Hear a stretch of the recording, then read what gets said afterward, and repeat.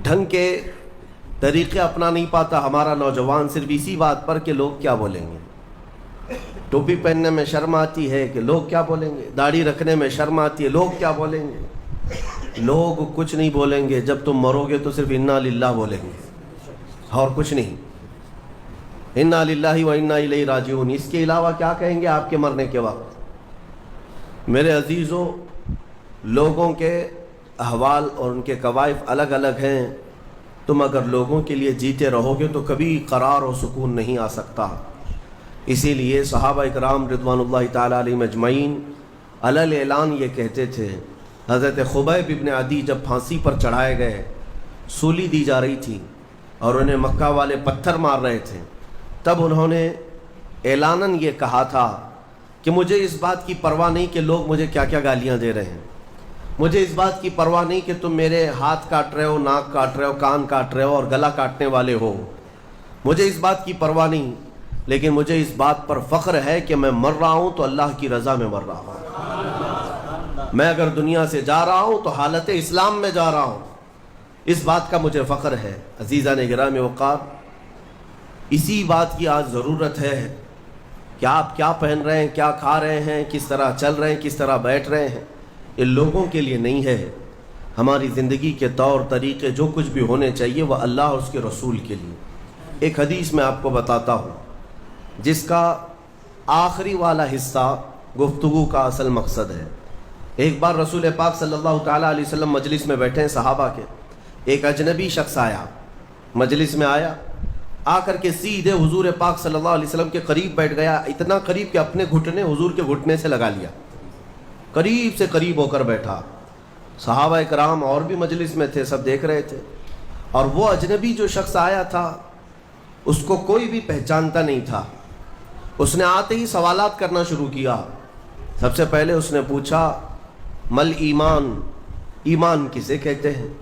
रसूल पाक सल्लल्लाहु ताला अलैहि वसल्लम ने जवाब दिया, इस बात का इकरार करो कि अल्लाह तबारक व तआला के सिवा कोई माबूद नहीं, मोहम्मद सल्लल्लाहु ताला अलैहि वसल्लम अल्लाह के रसूल हैं। फरिश्तों पर और अल्लाह की किताबों पर, रसूलों पर, तकदीर पर, क़यामत के दिन पर और मरने के बाद दोबारा ज़िंदा होने पर यकीन रखना।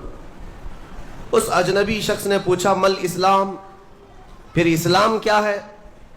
हुजूर पाक सल्लल्लाहु अलैहि वसल्लम ने उसका भी जवाब दिया, अल्लाह की वहदानियत और मोहम्मद सल्लल्लाहु अलैहि वसल्लम की रिसालत का इकरार करना, नमाज पढ़ना, रोज़े रखना रमज़ान के, ज़कात देना मालिक निसाब को, और हज करना साहब इस्तिताअत को, ये इस्लाम है। दो सवालात हो गए। तीसरी मरतबा उसने सवाल किया, मल एहसान, एहसान क्या चीज़ है। एहसान नेकी को कहते हैं। एहसान यही पूरा तसव्वुफ है जिसको लेकर आज सूफिया इकराम चलते हैं। उसने पूछा, एहसान किसे कहते हैं। अब जवाब में मेरे आका सल्लल्लाहु अलैहि वसल्लम ने दो जुमले इरशाद फरमाए, वो हमारी पूरी ज़िंदगी को घेरे हुए हैं। क्या फरमाते हैं, अन तअबुदल्लाह कअन्नका तराह व इन लम तकुन तराहु फइन्नहु यराक। रसूल पाक सल्लल्लाहु अलैहि वसल्लम फरमाते हैं, एहसान का मतलब यह है कि तुम अल्लाह की इबादत ऐसे करो जैसे तुम उसे देख रहे हो। इबादत, नमाज की बात नहीं, इबादत, इबादत में सब चीज़ें आ जाती हैं। रोज़ा भी इबादत है, ज़कात भी इबादत है, हज भी इबादत है, खैरात भी इबादत है, नमाज भी उसका एक हिस्सा है।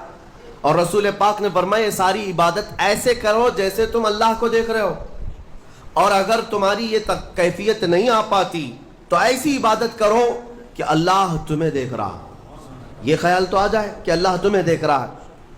अब वो शख्स जो सवालात कर रहा था उसने सारी चीज़ों को कहा, सदक़त सदक़त, हाँ आप बिल्कुल सच कह रहे हैं, सच कह रहे हैं। हज़रत उमर फ़ारूक फरमाते हैं, ये कौन अजनबी है, खुद सवाल भी करता है और ख़ुद तस्दीक भी करता है। जवाब मिलने के बाद कहता, हाँ बिल्कुल आपने सही कहा। आखिर में उसने कहा, मतस्साअतु या रसूल अल्लाह सल्लल्लाहु अलैहि वसल्लम, क़यामत कब आएगी। उसके जवाब में रसूल करीम सल्लल्लाहु ताला अलैहि वसल्लम ने मख्फी अंदाज में इरशाद फरमाया, जितना पूछने वाले को मालूम है उतना ही पूछे जाने वाले को भी। हाँ, ये और बात है कि मैं उसकी अलामतें तुम्हें बता देता हूँ।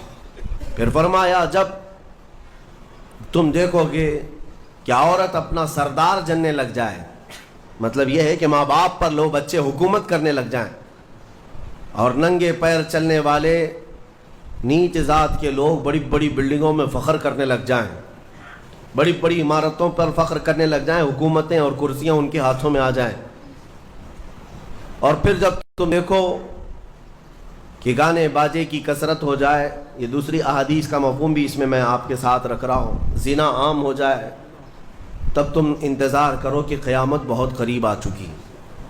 میرے عزیزو، حضرت عمر فاروق رضی اللہ تعالیٰ عنہ فرماتے ہم سب سن رہے تھے اور وہ اجنبی آیا اور سوالات کیا اور چلا گیا۔ حضرت عمر کہتے ہیں میں فوراً مجلس سے اٹھ کر باہر گیا کہ اس کو پکڑ کر کے پوچھوں کہ اتنے اہم سوالات کہاں سے لایا تھا، لیکن رسول پاک صلی اللہ علیہ وسلم نے مجھے بلایا، ادھر آؤ عمر، وہ کوئی مسافر نہیں تھا، وہ جبرائیل امین تھے جو تمہارا دین سکھانے آئے تھے۔ اتاکم جبرائیل یعلمکم دینکم، وہ تمہارا دین سکھانے تمہیں آئے تھے۔